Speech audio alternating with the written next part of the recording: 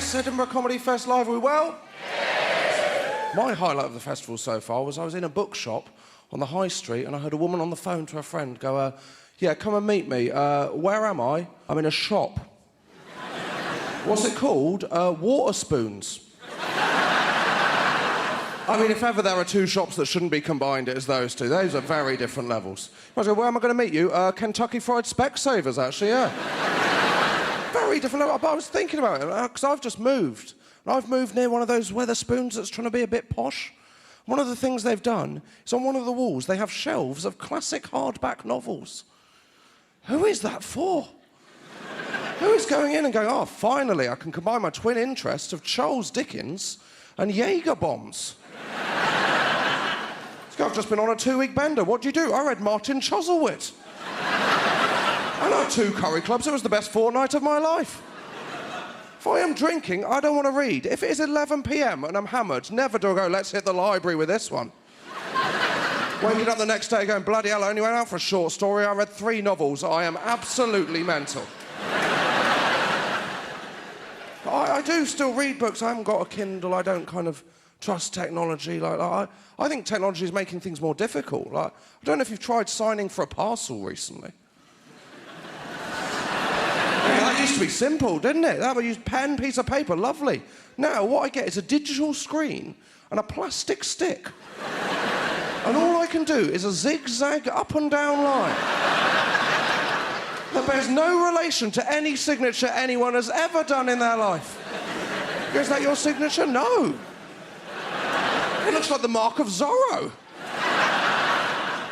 Are there people checking this at the post office going, I have bad news. Zorro is back. And he's signing for every parcel in the United Kingdom. So we didn't have technology like this when I was growing up. Like, the closest I got to advanced technology when I was growing up was putting a buttercup underneath another child's chin to see whether it reflected back and they liked butter. Now, correct me if I'm wrong, if you're that close, just ask.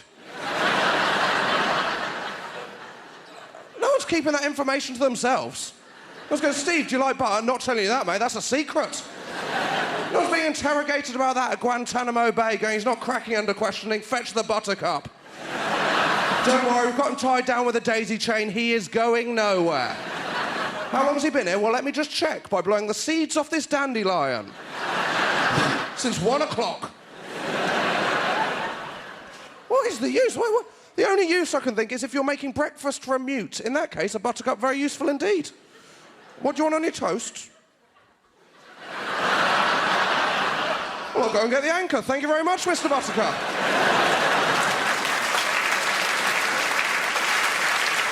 I don't have much time for nature. Like, I grew up in the middle of nowhere, really. They trick you when you're growing up into going outside. Like, when you're a teenager, you're told to do a thing called the Duke of Edinburgh Award. Yeah, so you do it. If you don't do it, what it was, they said, do this, and it'll help you get a job in later life. And then in later life, it turns out that camping isn't a transferable skill.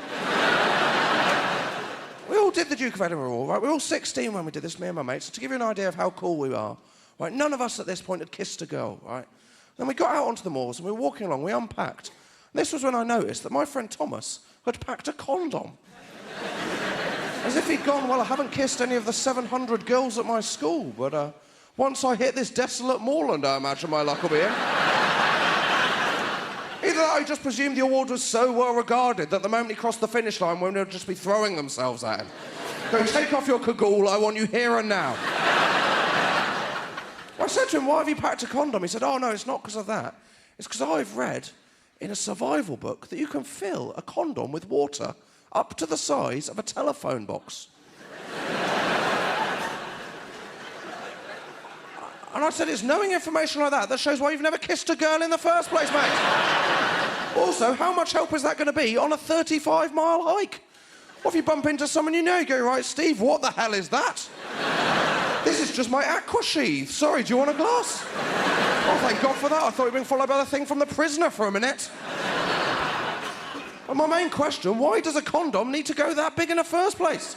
If you need a condom to go that big, seek medical advice. If you are going to a girl, if it sounds like I'm about to come, run for your life. There is a reason I've opened a window. It's going to be like a tsunami down there. Clear the area.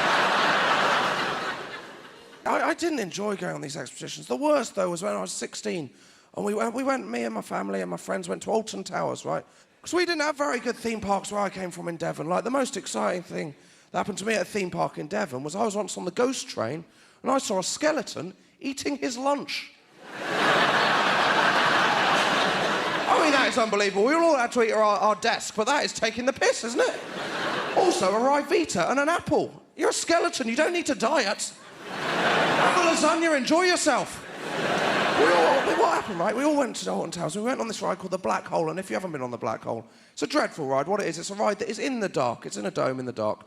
The other thing is it's not very fast. So you don't have these things that come down over your shoulders. Instead, you go two to a cart, not next to each other. Instead, one behind the other like this. One of you has to sit down like this with your legs spread wide. And then the other one has to kind of cushion in. Facing forwards, obviously. Facing backwards, that would be a very different ride indeed. Are you ready to ride missionary? No, I'm going to give it a miss, thank you very much. Oh, that is awkward for a minute, riding the Black Hole. We broke down on the Black Hole. We were there for 20 minutes. After 3 minutes, they brought up the lights. You go, you know when they turn the lights on in a nightclub and you go, what the hell am I doing and with who? Never have I been spooning my best mate. Because you're basically some Radox and an Enya CD away from it being a sexy bath. It's like something from Ghost. They might as well bring the lights up and have a Potter's Wheel and play Unchained Melody. Yeah, no, I'm not dead, but I wish I was. And I wanted to talk to my mate, but I thought that would be whispering in his ear. That isn't going to help matters. And he was tense. I thought, I can't give him a massage. That is going to set a very strange precedent. And even though there was no sexual chemistry, all that was going through my head for 20 minutes is do not get an erection now. Because if you do, your friendship will be ruined forever. After 5 minutes, an announcement came up. It said, please be aware, the Black Hole has broken down. No shit. No one sat here going, well, this is a weird ride, isn't it? And then the mechanic came, pushed us forward 3 yards, the cameras went off. No one wants that photo. No one was sat here going, well, this is going to make an awesome mouse mat. I'm going to have a lovely time. And then the guy at the back said, Blitz Spirit, guys, let's have a sing-song. No, let's not have a sing-song. Even though we're in the perfect position to do Oops Upside Your Head.